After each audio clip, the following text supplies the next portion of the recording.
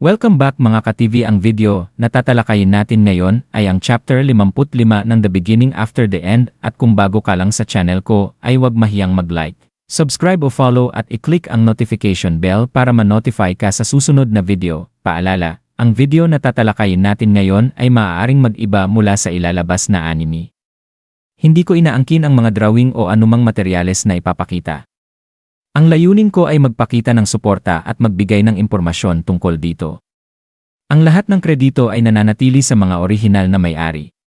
Maraming salamat. Pagkatapos ng isang mahaba at nakakapagod na araw ng paglalakbay, nakahiga si Arthur sa malamig na lupa.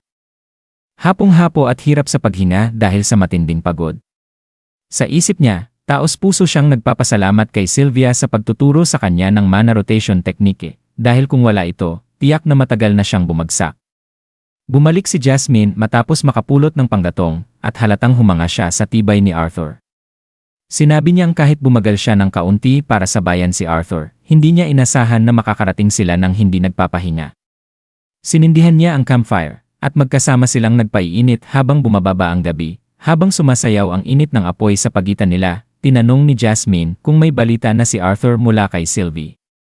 Ngumiti si Arthur at sinabing nagpapadala naman si Sylvie ng mga update sa kanya at mukhang enjoy na enjoy ito sa kalayaan niya sa labas. Nagkomento si Jasmine na marahil nga ay nakakabagot para kay Sylvie na palaging nakakulong sa loob ng bahay, at sumang-ayon si Arthur habang binubuklat ang kanyang libro. Sandaling natahimik ang paligid hanggang sa tanungin ni Arthur si Jasmine kung bakit niya piniling maging isang adventurer. Hindi agad nakasagot si Jasmine, at agad na kinabahan si Arthur sa posibilidad na nasaling niya ang maselang alaala. Makalipas ang ilang saglit, nagsimulang magsalita si Jasmine at inamin na tumakas siya mula sa kanyang pamilya. Naalala ni Arthur kung paano siya naging alanganin nang mabanggit ang pangalan ng ama niya ni Caspian sa Adventurers Guild. Ngayon ay napatunayan ang kanyang hinala. Ikinuwento ni Jasmine ang tungkol sa kanilang angkan, ang Flamesworth, na kilalang-kilala sa kanilang kapangyarihan sa apoy at malaking ambag sa digmaan laban sa mga elf.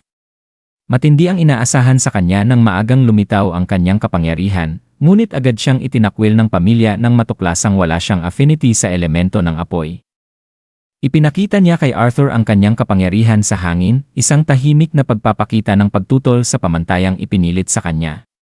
Galit na sumagot si Arthur, mariing tinuligsa ang sistemang naglalagay ng hierarchy batay sa elemental affinities. Para sa kanya, walang elementong mas magaling kaysa sa iba, nasa paggamit ito ng isang mago. Napatawa si Jasmine, nagulat sa tindi ng emosyon ni Arthur, at sinabing hindi niya inakala na magiging ganoon kaapektado ito.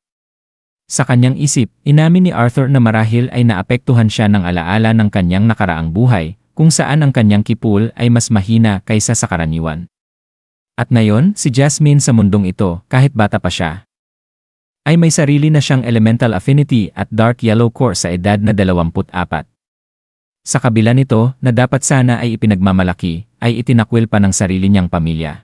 Nagpakita naman ng pag-unawa si Jasmine at sinabi na matagal na niyang natanggap ang katotohanang palaging may hanap na dahilan ang mga tao para maramdaman nilang mas nakakataas sila, maging ito man ay pagitan ng augmenters at conjurers, o sa mga elemento. Ngunit, anya, mabuti naman ang naging pakikitungo sa kanya ng Twin Horns. Tahimik na pinagmasdan ni Arthur si Jasmine at sa kauna-unahang pagkakataon, nakita niya ang isang mas malambot at marupok na panig ng dating malamig at mailap na kasamahan, habang nakahiga na sila sa ilalim ng mga bituin. Muling nagsalita si Jasmine. Binalikan niya ang nakaraan at sinabing baka pinilit niya si Arthur na piliin siya bilang tagapangalaga. Hindi raw siya pala kaibigan gaya ni na Adam at Reynolds, at hindi rin siya ang pinakamarunong gaya ni na Durden, Angela, o Alice. Sa tingin niya, dapat ay tinanong muna nila si Arthur sa desisyon. Tinukso siya ni Arthur at sinabing surprisingly sensitive siya, dahilan para bulungan siya ni Jasmine ng mahina at malamig na hangin.